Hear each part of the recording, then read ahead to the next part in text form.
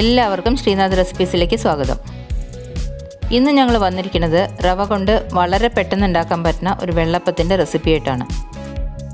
ഇതിൽ അരിയും ചോറും തേങ്ങയും ഒന്നും അരച്ച് ചേർക്കേണ്ട ആവശ്യമില്ല. അപ്പോൾ അതിന് വേണ്ടിയിട്ട് ഞാനിവിടെ ഒരു മിക്സിയുടെ ജാർ എടുത്തിട്ട് അതിലേക്ക് 2 കപ്പ് റവയും 1/2 കപ്പ് മൈദയും 1 ടീസ്പൂൺ ഡ്രൈ ഈസ്റ്റും 1 ടേബിൾ സ്പൂൺ പഞ്ചസാരയും കുറച്ച് ഉപ്പും ഇടണം. എന്നിട്ട് അതിൽ ഒരു 1.5 കപ്പ് ഇളം ചൂടുള്ള വെള്ളം ഒഴിച്ച് ഒന്ന് അടിച്ചെടുക്കണം. പിന്നെ ഒരു 1/2 കപ്പ് ഇളം ചൂടുള്ള വെള്ളം കൂടി ചേർത്ത് നന്നായി അരയ്ക്കണം. ഇപ്പോൾ ഈ അരച്ച മാവ് ഒരു പാത്രത്തിലേക്ക് മാറ്റാം.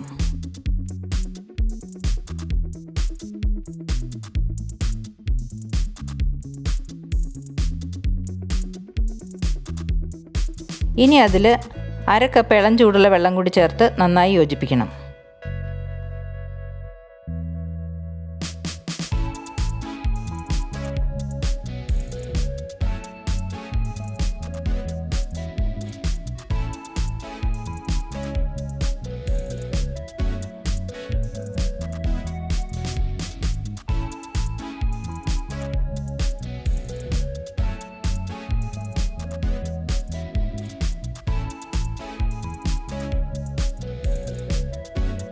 ഇനി അത് ഒരു 1 മണിക്കൂർ അടച്ചു വയ്ക്കാം.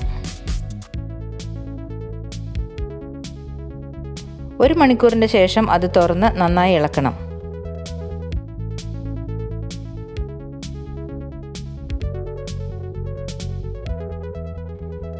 എന്നിട്ട് അതിലേക്ക് ആവശ്യത്തിന് ഇളം ചൂടുള്ള വെള്ളം ഒഴിച്ചു കൊടുത്ത് ഇളക്കി അത് വെള്ളപ്പത്തിൻ്റെ മാവിൻ്റെ കൺസിസ്റ്റൻസിയിലേക്ക് ആക്കണം.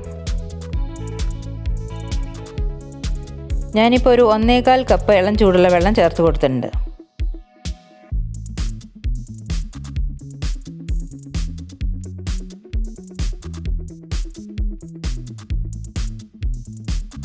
ഇനിയിപ്പോൾ ഒരു ആപ്പച്ചട്ടി മീഡിയം ഫ്ലെയിമിൽ ചൂടാക്കി കുറച്ച് എണ്ണ അല്ലെങ്കിൽ നെയ്യ് പുരട്ടണം. എന്നിട്ട് ചട്ടി ചൂടാകുമ്പോൾ ഫ്ലെയിം കുറച്ച് വെച്ച് 1.5 കയ്യിൽ മാവ് ഒഴിച്ച് ഈ ചട്ടി ഒന്ന് ചുറ്റിച്ചു കൊടുത്ത് മാവ് പരത്തണം.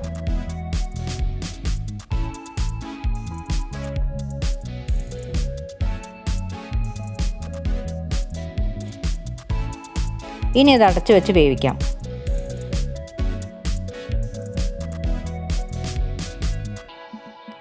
അത് വെന്ത് കഴിഞ്ഞിട്ടുണ്ടെങ്കിൽ അതിൻ്റെ സൈഡ് ചട്ടിയിൽ നിന്ന് വിട്ടുവരും.